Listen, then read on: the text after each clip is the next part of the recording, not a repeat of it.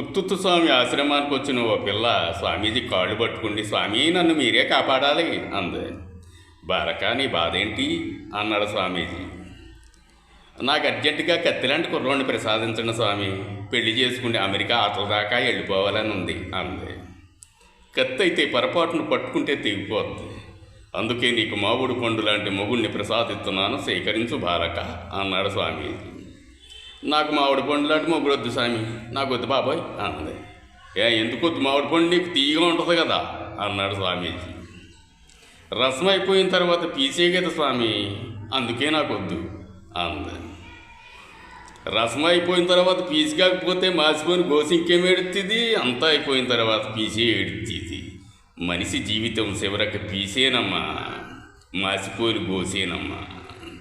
జీవిత సత్యాన్ని తెలుసుకోవమ్మా, తాళ్ళలో ఉన్నా బుర్రలేదు నీకు దిక్కుమాలదానా.